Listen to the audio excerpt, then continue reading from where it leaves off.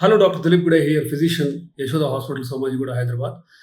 ఆహ్, ఈ మధ్య హెచ్ఐవికి సంబంధించి న్యూస్ కూడా మనం చాలా వింటున్నాం. ఇన్‌ఫాక్ట్ కర్ణాటకలో ఒక రొటీన్ టెస్టింగ్‌లో మోర్ దాన్ 7,000 స్టూడెంట్స్‌కి హెచ్ఐవి ఉన్నట్టు తేలింది. సో, ఇన్‌ఫాక్ట్ ఇండియా వైస్ కూడా ఒక 1, 2 ఇయర్స్ నుంచి గనుక డేటా చూస్తే 2024, 2025 డేటాలో 26,00,000 పీపుల్‌కి హెచ్ఐవి ఉన్నట్టు నంబర్స్ చెప్తున్నాయి. నాకో national AIDS control organisation basically. So, ఇది ఇన్‌ఫాక్ట్ తెలంగాణలో కూడా అబౌట్ 1.5 to 2 లాక్స్ వరకు హెచ్ఐవి సోకిన వాళ్ళు ఉన్నట్టు కూడా there are some reports saying. So, ఎందుకు ఇంత ఆహ్, బాగా ఫాస్ట్‌గా, క్విక్‌గా ఈ నంబర్స్ ఎందుకు ఇలా బాగా పెరుగుతున్నాయి, మల్టిప్లై అవుతున్నాయి? దీని గురించి మనం విశ్లేషిద్దాం. సో, బేసికలీ మనకు తెలిసిందే, sexual intercourse is one very common mechanism. అంటే దీని ద్వారానే స్ప్రెడ్ అవ్వడానికి ఎక్కువ ఛాన్స్ ఉంది హెచ్ఐవి. అది హెటెరోసెక్షువల్ అవ్వచ్చు, అంటే మేల్ టు ఫీమేల్ అవ్వచ్చు. దెన్ హోమోసెక్షువాలిటీ కూడా one important risk factor for HIV spreading. Then lack of awareness. ఎలా స్ప్రెడ్ అవుతుంది తెలియకుండా ఉన్నప్పుడు ఖచ్చితంగా there is increased risk of spreading or అంటే ఈ హెచ్ఐవి ఈ నంబర్స్ మల్టిప్లై అవ్వడానికి ఎక్కువ రిస్క్ ఉంది. అలాగే ఇంజెక్షన్ డ్రగ్ యూజర్స్ అవ్వచ్చు. కొత్తగా డ్రగ్స్ వాడకం గనుక ఉంటే, షేర్డ్ నీడిల్స్ కనుక వాడితే దెన్ ఆ రిస్క్ కూడా ఖచ్చితంగా పెరుగుతుంది. దెన్ అది ఈవెన్ సెక్స్ వర్కర్స్ అవ్వచ్చు. దెన్ రకరకాల గ్రూప్స్ ఆఫ్ ట్రాన్స్‌జెండర్స్ అవ్వచ్చు. సో, ఇట్లా దేర్ ఆర్ సమ్ అంటే సెక్షువల్లీ ట్రాన్స్‌మిటెడ్ డిసీజెస్‌లో ఒక ఇంపార్టెంట్ డిసీజ్ అనేది mainly HIV. Of course there are other diseases like అది హెపటైటిస్ బి కానీ, దెన్ హెపటైటిస్ సి అవ్వచ్చు, సిఫిలిస్ అవ్వచ్చు, గొనోరియా అవ్వచ్చు. ఇట్లా చాలా వేరియస్ సెక్షువల్లీ ట్రాన్స్‌మిటెడ్ డిసీజెస్ కూడా ఉన్నాయి. But HIV as such the numbers are definitely multiplying in Telangana and across India as well. So, దీన్ని మనం ఎలా కట్టడి చేయగలం? ఎలా తగ్గించగలం? ఈ నంబర్స్‌ని ఎలా ఆపగలం? బేసిక్‌గా అవేర్‌నెస్ అనేది మోస్ట్ ఇంపార్టెంట్ యాస్పెక్ట్. ప్రతి ఒక్కళ్ళకి తెలియాలి ఎలా స్ప్రెడ్ అవుతుంది. అండ్ చాలామంది they downplay or they don't understand. ఎలా అంటే it may not spread like this or అంత ఈజీగా స్ప్రెడ్ అవుతుందా అనే ఒక రకమైన అపోహతో ఉండుంటారు. So, basically sexual contact is one very important risk factor. Then అది లైక్ ఐ సెడ్ హెటెరోసెక్షువల్ అవ్వచ్చు, హోమోసెక్షువల్ వేస్ అవ్వచ్చు.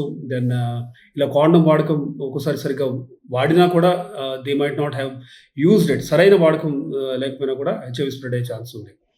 నౌ ప్రీ ఎక్స్‌పోజర్ ప్రొఫిలాక్సిస్ ఒకటి, పోస్ట్ ఎక్స్‌పోజర్ ప్రొఫిలాక్సిస్.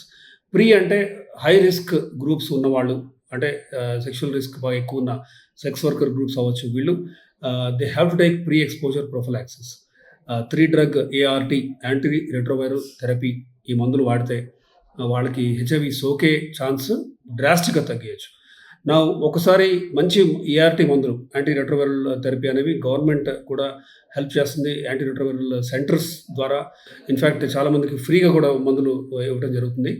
ఇలా మందులు ఇచ్చిన తర్వాత మీ హెచ్ఐవి వాల్యూస్ గనుక డిటెక్టబుల్ వాల్యూలో లేదు అనుకోండి, అన్‌డిటెక్టబుల్ లెవెల్‌లో ఉన్నప్పుడు మీరు సేఫ్ జోన్‌లో ఉన్నట్టు. మీ ద్వారా మోస్ట్ లైక్లీ వేరే వాళ్ళకి హెచ్ఐవి స్ప్రెడ్ అయ్యే ఛాన్స్ చాలా చాలా తక్కువ. అయితే పోస్ట్ ఎక్స్‌పోజర్ ప్రొఫిలాక్సిస్ కూడా ఉంది. ఒక ఎపిసోడ్ తర్వాత అది సెక్షువల్ ఇంటర్‌కోర్స్ అవ్వచ్చు, నీడిల్ స్టిక్ ఇంజరీ కూడా హాస్పిటల్స్ కావచ్చు, కొన్ని మెడికల్ సెంటర్స్‌లో తెలియకుండా నీడిల్ స్టిక్ ఇంజరీస్ లాంటివి జరిగినప్పుడు అవ్వచ్చు, లేదంటే కంటామినేటెడ్ నీడిల్స్ అవ్వచ్చు, దెన్ ప్రొసీజరల్ రిస్క్స్ వల్ల వచ్చిన ఇది అవ్వచ్చు. సో, నీడిల్ స్టిక్ ఇంజరీ ఒకసారి హెచ్ఐవి ఉన్న పేషెంట్‌కి సపోజ్ అది స్టిచ్ వేసేటప్పుడు అవ్వచ్చు, దాన్ని ఇంజెక్షన్ ఇచ్చేటప్పుడు అవ్వచ్చు, అదే నీడిల్ కనుక హెల్త్ కేర్ వర్కర్, అది డాక్టర్ అవ్వచ్చు, నర్స్ అవ్వచ్చు, ఎవరికైనా గుచ్చుకుందనుకోండి, ఆ రిస్క్‌ని బేసిక్‌గా మనం తగ్గియటానికి కూడా పోస్ట్ ఎక్స్‌పోజర్ ప్రొఫిలాక్సిస్ అనే ఒక థెరపీ ఉంది. ఇది కూడా 3 డ్రగ్ యాంటీ రెట్రోవైరల్ థెరపీ. కనీసం 28 డేస్ అన్నా వాడాలి. ఇది వాడిన తర్వాత మనం P24 యాస్సే అనే ఒక టెస్ట్ చేస్తే అప్పుడు చెప్పొచ్చు 1 మంత్ తర్వాత మీకు హెచ్ఐవి వచ్చే రిస్క్ ఉందా లేదా అని క్లియర్‌గా. ఆఫ్‌కోర్స్ 99.9% కాన్ఫిడెంట్‌గా మనం చెప్పొచ్చు ఆ టెస్ట్‌తో, P24 యాస్సే టెస్ట్‌తో. సో, ప్రీ ఎక్స్‌పోజర్ ప్రొఫిలాక్సిస్ అంటే బిఫోర్ ద ఎక్స్‌పోజర్ తీసుకోవడం అవ్వచ్చు, పోస్ట్ ఎక్స్‌పోజర్ కూడా అవ్వచ్చు. And of course awareness should be there for every sector, especially young groups. ఈ కర్ణాటకలో 7,000 మంది స్టూడెంట్స్‌కి రావటం అనేది కూడా in fact government has taken up an action that educational institutes అందరిలోనూ రొటీన్ చెకింగ్ అనేది జరగాలి. ఎందుకంటే మీకు చెక్ చేస్తేనే మీకు తెలుస్తుంది మీకు హెచ్ఐవి ఉన్నట్టు. మీకు తెలిస్తేనే మీరు మందులు తీసుకొని తగ్గించగలుగుతారు. మీ రిస్క్‌ని, మీ హెచ్ఐవి మల్టిప్లై అయ్యే ఛాన్సెస్‌ని, వైరల్ లోడ్ తగ్గటం అవ్వచ్చు. ఇవన్నీ కూడా. సో, మంచి మందులు అందుబాటులో ఉన్నాయి నో డౌట్. ఒకవేళ సోకితే మీరు కృంగి డిప్రెస్ అవ్వాల్సిన అవసరం అయితే లేదు. ఇన్‌ఫాక్ట్ మంచి మందులు సరైన టైంకి గనుక వాడితే మీకు life span wise, quality of life wise మిగతా వాళ్ళలానే మంచి లైఫ్ లీడ్ చేయగలుగుతారు. ఓన్లీ థింగ్ డాక్టర్‌ని మీరు పీరియాడిక్‌గా కలవాల్సిన అవసరం అయితే ఉంది. నౌ వేరే ఎస్టీడీస్, సెక్షువల్లీ ట్రాన్స్‌మిటెడ్ డిసీజెస్ వేరేవి ఉన్నప్పుడు గొనోరియా అవ్వచ్చు, సిఫిలిస్ అవ్వచ్చు, ఇలా ఏమన్నా ఉన్నాయనుకోండి ఆల్రెడీ మీకు. అవి ఉన్నప్పుడు మీకు హెచ్ఐవి సోకే ఛాన్స్ చాలా ఎక్కువ. ఇన్‌ఫాక్ట్ బేసిక్‌గా ఏమవుతుందంటే మ్యూకోసల్ ఏరియాలో డెన్యుడేషన్ జరిగి ఎపిథీలియల్ ఆర్ స్కిన్ ఇంటిగ్రిటీ పోవటం వల్ల ఈజీగా హెచ్ఐవి సోకే ఛాన్స్ ఎక్కువవుతుంది. అంటే వేరే ఎస్టీడీస్ ఉన్నప్పుడు హెచ్ఐవి సోకే రిస్క్ అలా పెరుగుతుంది.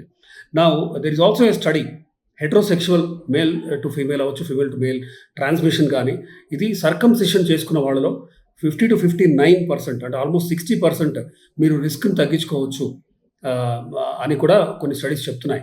ఇన్‌ఫాక్ట్ కొన్ని కంట్రీస్‌లో వెస్టర్న్ కంట్రీస్‌లో ఆల్మోస్ట్ అదొక నార్మ్ బేసికలీ.